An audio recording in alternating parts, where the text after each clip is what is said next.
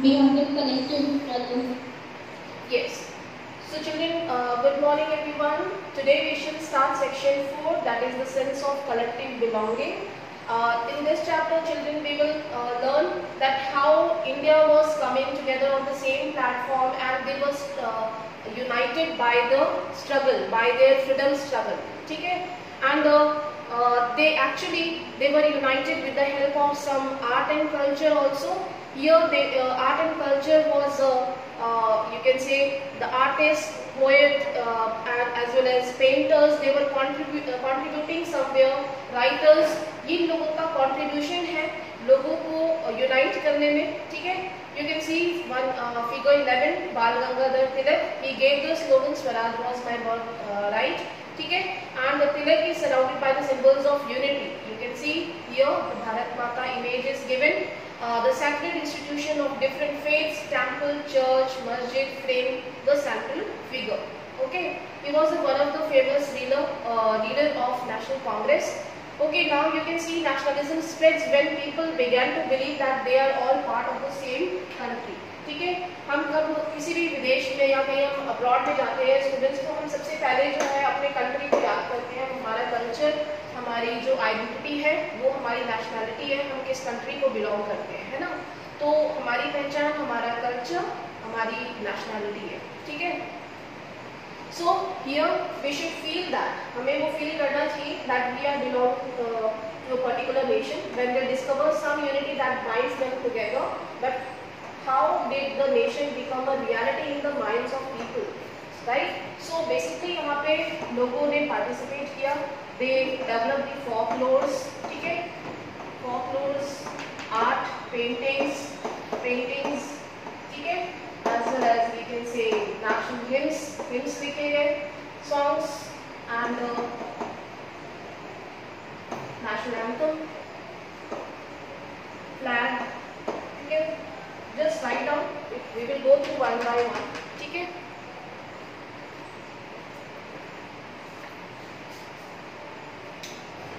okay, so children, in this way a kind of unity was developed during the national movement. So what was the contribution of the literature, painters and writers, poets, right? It contributed somehow in national struggle. जो movement है उसमें उन्होंने participate किया. ठीक है, उनका contribution बहुत important है. That we will go through in this topic. Okay, so here it is about the sense of collective belonging that came from united struggle, a variety of culture and we can say the process of development in the field of culture. Right, तो यहाँ पे हम कह सकते हैं कि basically जो cultural process था वो डेवलप हो रहा था through which nationalism captured people's imagination. History and fiction, folklore and songs, popular poems and symbols all played a part in the making of nationalism. So basically students कहने का मतलब यहाँ पे है कि ये जो डेवलपमेंट नेशनल मूवमेंट साथ साथ में चल तो रहा था, लेकिन इसमें चुप नहीं बैठे थे. जो जनता थी वो चुप नहीं बैठी थी. समवेयर चोरी छुपके यहाँ पे जो लोग हैं वो न्यूज़पेपर्स भी लिख रहे थे, आर्टिकल्स भी लिख रहे थे. ठीक है, बहुत सारे ऐसे सॉन्ग्स, पोइट्री, लिटरेचर, पेंटिंग्स, इनका भी कंट्रीब्यूशन था नेशनल मूवमेंट में. ठीक है, आपने पढ़ा कि एक सोसाइटी डेवलप हो रही थी, एजुकेटेड सोसाइटी, एंड इनका डेवलपमेंट ये था कि न्यूज़पेपर्स, उस टाइम पे printing machine, somehow they manage to arrange printing machine, then they start printing newspaper in Hindi as well as in English. सबसे पहला जो न्यूज़पेपर था वो बांग्ला लैंग्वेज में स्टार्ट हुआ था इंडिया में, फिर धीरे धीरे इंग्लिश में और हिंदी में भी स्टार्ट हो गए. ठीक है, तो ये चोरी छुपके ही होते थे. जो रिवॉल्यूशनरीज थे, जो लीडर्स थे, वो इन काम को उन्होंने करना स्टार्ट किया. देन folklores का मतलब है स्टूडेंट्स जो दंत कथाएं होती हैं, जो रूरल एरियाज में हम लोगों के मुंह से वर्बली सुनते हैं. कहीं इनका कोई डिटेल रिटर्न में नहीं है, लेकिन वर्बली जो हीरोइज्म था, जो ब्रेवरी थी, जो हीरोज थे, नेशनल हीरोज, उनके बारे में वो सुनाया जाता था. लोग वर्बली इसे गा गा के सुनाते थे, बैलेड्स जिसको कहते हैं. ठीक है, arts and painting, hymns, songs, national anthem and flag, that is given here. So one we will go through The identity of the nation, as you know, in this image is most often symbolized in figure. This helps create an image with which people can identify the nation, right? तो एक ऐसा image जिसको हम visualise कह सकते हैं children, जैसे कि आप आर्ट और लिटरेचर में आपने पढ़ा है कि भाई जितनी भी लिटरेचर्स होती हैं विजुअलाइजेशन पे बेस होती है, ठीक है? तो similarly the identity of the nation was symbolise, ठीक है? एक सिंबलाइज किया गया कि हमारी कंट्री जो है वो कोई एक हम कह सकते हैं कि एक मदर नेचर या फिर मदर कंट्री, ठीक है? एक गॉड मदर फिगर में जो है उनको प्रेजेंट किया गया, ठीक है? ऐसा ही कुछ आपने फर्स्ट चैप्टर में भी पढ़ा था, वहाँ पे जर्मनिया फिगर थी, ठीक है? मैरियाना फ्रांस की फिगर थी। इसी तरीके से इंडियन नेशनल मूवमेंट के टाइम पे Bharat Mata, the image of Bharat Mata was portrait was drawn by first time by, किसने बनाया था? Bankim Chandra Chattopadhyay. Yes, you can just underline, this is given here, this is considered as the main identity of India, ठीक है? That came to be visually associated with the image of Bharat Mata, and the image was the first created by Bankim Chandra Chattopadhyay या चटर्जी, दोनों नाम से आप इनको जानते हैं, ठीक है? So first time इन्होंने इनको पोर्ट्रेट किया, ठीक है? और उसके बाद जो फर्स्ट पेंटिंग थी, ये इन्होंने पोर्ट्रेट या आर्ट बनाया, लेकिन फर्स्ट पेंटिंग जो थी वो किसने की थी? रविंद्रनाथ टैगोर, ठीक है? He was the brother cousin of Rabindranath Tagore, he was the painter, तो उन्होंने इसको पेंट किया था। You can see the Bharat Mata image is shown in this figure that actually emphasize her aesthetic quality, or we can say very divine figure as godmother, ठीक है?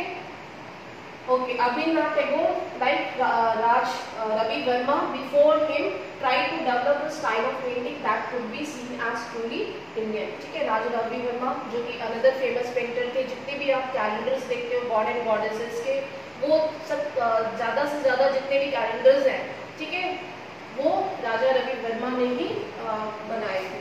Now next important, ये first point था आपका, ठीक है? Painting में जहाँ पे आपने भारत माता का एग्जाम्पल दिया, एंड दोनों को याद रखेंगे, भारत माता में फर्स्ट किसने ड्रॉ किया था और दूसरा किसने पेंट किया था, ठीक है? इस तरीके से पॉइंट वाइज लिखेंगे। देन सेकेंड पॉइंट है Vande Mataram is a hymn to the motherhood. Later it was included in his novel, that is आनंद मठ। तो आनंद मठ जो है वो किसने लिखी थी? कौन बता सकता है? बंकिम चंद्र चट्टोपाध्याय ने ही लिखा था, ठीक है? यस, उनकी ही नॉवल थी। और स्वदेशी मूवमेंट जब बंगाल का डिवीजन हो गया था, ठीक है, उस टाइम पे ये आनंद मठ की जो पोएम ये थी वंदे मातरम है, ये बहुत ही फेमस हो गया था। और नेशनल मूवमेंट पे हर किसी के हम कह सकते हैं हर किसी की ज़बान पे ये सॉन्ग होता था वंदे मातरम, ठीक है? इसका एक हिंदी वर्जन सॉन्ग भी है, आजकल आपने सुना होगा, ठीक है? And apart from that here there were some other songs also like सारे जहां से अच्छा, it was written by Mohammad Iqbal, ठीक है? तो आप साथ में ये लिखते भी जाओगे। यहाँ पे हमने क्या एग्जाम्पल दिया? हिम्स का, ठीक है? तो यहाँ पे किसने इसको लिखा था? 1870s में आनंद मठ was written by Bankim Chandra Chatterjee, ठीक है? यहाँ पे लिख लोगे। And it became very popular during the स्वदेशी मूवमेंट। स्वदेशी मूवमेंट क्या था? बायकॉट ऑफ फॉरेन गुड्स, ठीक है? अभिनवनाथ Tagore pointed his famous image of Bharat माता, that is given in figure 12 that we have already discussed. In this painting Bharat माता is portrait। तो यहाँ पे अगर फिगर बेस्ड क्वेश्चंस तो इस साल नहीं आए थे 1920 में, ये पैटर्न हटा दिया गया था, बट अभी आप इसको जरूर प्रिपेयर करते रहिएगा, ठीक है? If question comes, what does it symbolize? Then you should know that she is calm, composed, divine, and spiritual. In this image, it has been portrayed by Abhinavnath Tagore. ठीक है?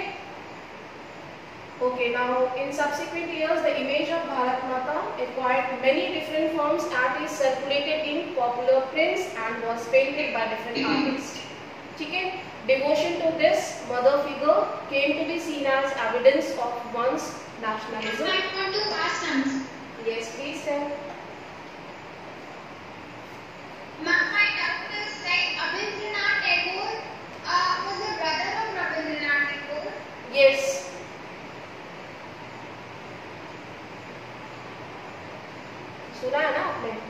Rabindranath Tagore, Yes. yes, he actually started the Shanti Niketan in Bengal, है ना? Shanti Niketan, सुना है नाम इसका? It was a school of art, music. Yes, it was a school of art, music, dance, painting, etc. etc. ठीक है? It was a school. सिर्फ ये ही नहीं, जो भी ये आर्ट एंड इस पे हम एक्टिविटीज थी उस पे बेस यहाँ पे भी स्कूलिंग सिखाया जाता था. ठीक है? So I think this is clear everyone. ठीक है, दो एग्जांपल्स हमने पढ़ लिए. Yes, ma'am. Then third, ideas of nationalism also developed through a movement to revive Indian folklores. In late 19th century India, Indian nationalists began recording folk tales sung by bards, and they toured villages to gather folk song and legends. ठीक है, तो यहाँ पे मैं यही बता रही थी, जो bards होते हैं, जो घूम घूम के आपने देखा होगा उनके हाथ में कुछ ऐसा म्यूजिकल इंस्ट्रूमेंट होता है, वो गाते हुए बजाते हुए जगह जगह घूम घूम के ये फोकलोर सुनाते थे लोगों को. क्यों? क्योंकि उस टाइम पे लोग इतने अवेयर नहीं थे, इतने न्यूज़पेपर्स और टीवी और रेडियो ये सिस्टम नहीं थे. ठीक है, तो लोग जा करके उसको टीम्स में ग्रुप में इन फोकलोर्स को सुनाया करते थे. एक हीरोइज्म, एक जो ब्रेव स्टोरीज होती थी जो नेशनल मूवमेंट की, उससे लोगों को अवेयर किया. ठीक है, लोगों को अवेकन किया इन मूवमेंट्स के बारे में. तो इनका भी पार्टिसिपेशन था. They contributed to make the people aware, specially in villages, to gather folk songs and legends. These tales, they believe, gave true picture of traditional culture that had been corrupted and damaged by outside forces. ठीक है? It was essential to preserve these folk traditions in order to discover one's national identity and restore a sense of pride in one's past. ठीक है, तो ये basically हम इसको कहें तो ये हमारे पास कहीं पे प्रिजर्व नहीं है, क्योंकि ये फोक ट्रेडिशन था जिसको कि वर्बली ही एक जनरेशन से दूसरी जनरेशन में पास किया जाता है. ठीक है, उसको कहीं पे रिकॉर्ड, कहीं बुक में रिकॉर्ड नहीं है, वो कहीं किसी लिटरेचर में रिकॉर्ड नहीं है, लेकिन ये हर जगह पे उस टाइम पे ट्रेडिशनल ये ट्रेडिशन था, ट्रेडिशनल कल्चर था. ठीक है, and it was essential to preserve this folk tradition in order to discover one's national identity and restore a sense of pride in one's past. ठीक है, that is why it is said. Okay, now look at the next one. In Bengal, Rabindranath Tagore himself began collecting ballads. यहाँ पे जो ballads वो गाते थे, nursery rhymes and myths, and led the movement for folks. ठीक है, you can see in section in figure 13 it is given a popular print. Nehru is here shown with the holding Bharat Mata in his hand. Okay, now in Madras, Natesha Sastri. ठीक है, this one more example, one mark question can come. Madras में, ठीक है, nowadays हम मद्रास का जो new name है वो चेन्नई है, बट हम इसको मद्रास के नाम से ही जानते हैं. ठीक है, और कांग्रेस के बहुत सारे सेशन हुए थे. 1928 का सेशन मद्रास में बहुत ही पॉपुलर है. Natesha Sastri published a massive 4-volume collection of Tamil folk tales, that is the folklore of southern India. He believed that folklore was national literature. It was the most trustworthy manifestation of people's real thoughts and characteristics. तो यहाँ पे southern India का एक folklore जो है collection वो नतेशा शास्त्री ने किया. 4-वॉल्यूम बुक थी जिसमें उन्होंने सदर्न इंडिया की जो folklores थे उनको कलेक्ट करके एंड शो किया है वहाँ के थॉट्स को. ठीक है, वन एग्जाम्पल फॉर 1 मार्क्स, ज़्यादा डिटेल में कुछ भी नहीं है इसके बारे में.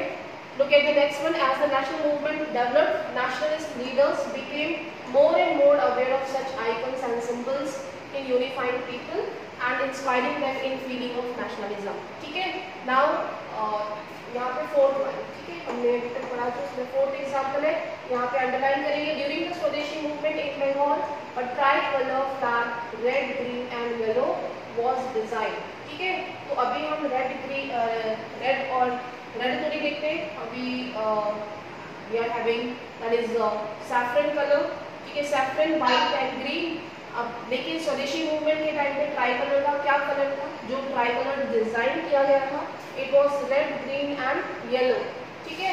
एंड इट हैड 8 लोटसेस, इसमें 8 लोटसेस थे, ठीक है, 4 ऊपर और रेड कलर जो है वो टॉप पे था, रेड कलर जो है वो टॉप पे था, इसमें 4 लोटसेस थे, और जो ग्रीन कलर था इसमें 4 लोटसेस थे। तो basically these lotuses were presenting the provinces of that time, जो हमारे उस टाइम पे जो प्रोविंसेस थे, यानी पूरे इंडिया को 8 प्रोविंसेस में डिवाइड किया गया था, उन प्रोविंसेस को वो शो करते थे, ये फ्लैग में रिप्रेजेंट करते थे, ठीक है।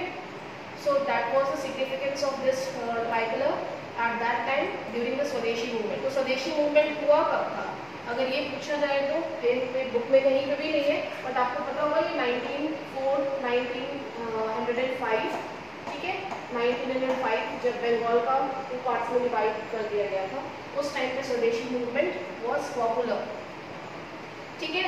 ओके, ये अंडरलाइन कर लिया। Now look at the next one, India and crescent moon representing Hindus and Muslims, ठीक है। जो येलो कलर पार्ट था उसमें क्रेसेंट मून था, क्रेसेंट मून जो हाफ शो करता है इस तरीके का कुछ, that actually shows the Hindus and Muslims both the community, okay. By 1921, अब 1921 में आते हैं। 1921 में again new flag was designed in 1921 that was called Swaraj flag, ठीक है, वेरी वेरी इंपॉर्टेंट, अंडरलाइन करेंगे। 1921 में Swaraj flag was designed by Mahatma Gandhi. It was again a tricolour but the colour yellow was not there, red, green and white and had a spinning wheel in the center। अब यहाँ पे crescent moon नहीं था, उसके बदले में क्या था, स्पिनिंग व्हील था, ठीक है। व्हील एक्चुअली रिप्रेजेंट्स दी सेल्फ रिलायंट, जो हमारा जो कंस्ट्रक्टिव प्रोग्राम था गांधी जी का, यानी कि आत्म सक्षम बनने का, उसके लिए उन्होंने यहाँ पे स्पिनिंग व्हील को इंक्लूड किया था। उनके कंस्ट्रक्टिव प्रोग्राम, उनकी जो आइडियोलॉजी थी गांधी जी की, वो सभी को सेल्फ रिलायंट बनाना चाहते थे वोकेशनल ट्रेनिंग के थ्रू। तो वो चाहते थे कि हर कोई जो है वो सेल्फ डिपेंडेंट हो, किसी पे भी डिपेंड ना हो, तो एटलीस्ट उनको सेल्फ रिलायंट होने के लिए कुछ वोकेशनल वर्क जरूर आना चाहिए, ठीक है, कुछ मैकेनिकल वर्क जरूर आना चाहिए। तो actually he included spinning wheel in the centre which represented the Gandhian ideal of self help, ठीक है। Carrying the flag, holding it aloft during marches became a symbol of defense. So what was Swaraj flag?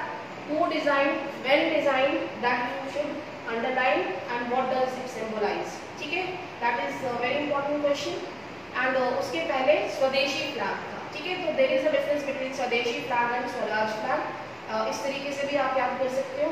And उसके बाद after independence the flag was changed, ठीक है।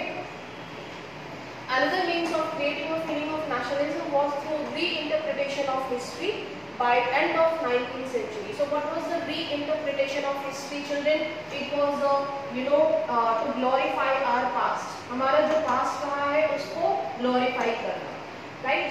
जितने भी foreign invaders आए हैं इंडिया में, they were attracted towards Indian culture, towards Indian wealth, ठीक है। India was a treasure of gold, सोने की चिड़िया ऐसे ही नहीं कह दिया जाता था भारत को, ठीक है। So they were attracted. India की civilization, Indus civilization was prosper when the Chinese civilization was not born, when Roman and Greek civilization was not born in the world, ठीक है। So India was popular, prosper since the civilization.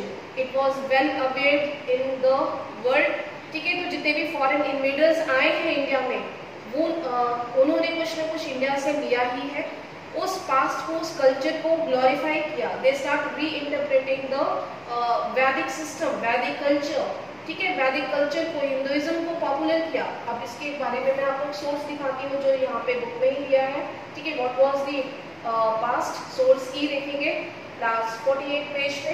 In earlier times foreign travellers in India marvelled at the courage, truthfulness and modesty of the people of the Arya vansh. What was आर्य वंश? आर्य वंश क्या था? आर्य वंश वो थे जो आर्यंस इंडिया में आए, ठीक है। एंड द वैदिक culture was started. This was the first we can say first urbanization था, ठीक है। जो सेंट्रल यूरोप से आए थे these were considered as the most we can say racist, most deserving races, जिसको बेस्ट रेसेस माना जाता था। आपने हायरार्किकल सिस्टम ऑफ नाजिज्म पढ़ा ही था।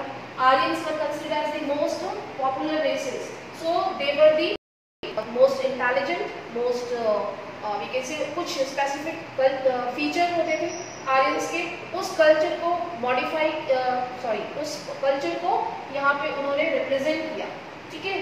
आर्य वंशा, now they remark mainly on the absence of those qualities. In those days Hindus would set out on the conquest and hoist their flags in Tartar, China and other countries. Now a few soldiers from a tiny island far away are lording it over the land of India, ठीक है। So here actually they wanted to glorify the past, the history, okay, which was declined after the colonization, after the foreign invasions, okay, it was in ruined condition and it was a place of Indians, right, जो कि उनके हम कैसे descendants है Aryans के, okay, and they whatever they achieved in the past and struggled to change the miserable conditions of life under British rule, okay. So this was represented by the nationalist leaders. These efforts to unify people were not without problems. When the past being glorified was Hindu, when the images celebrated were drawn from Hindus' iconography, when people of other communities felt left out, obviously, ठीक है। अब इस time तक 1940s तक आते आते तो society में बहुत कम्युनिटीज डिवीजन हो चुका था, लेकिन ultimately we were all from the same country that they wanted to glorify in this topic, that we were actually belonging from the same nation. ये ग्लोरीफाई करने की कोशिश किया गया कि जो फॉरेन इन्वेजन्स या फिर जितने रिलीजन भी इंडिया में बॉर्न हुए आए, उनको भी इंडिया ने एक्सेप्ट किया, ठीक है। The sense of collective belonging. I hope it is clear to you everyone.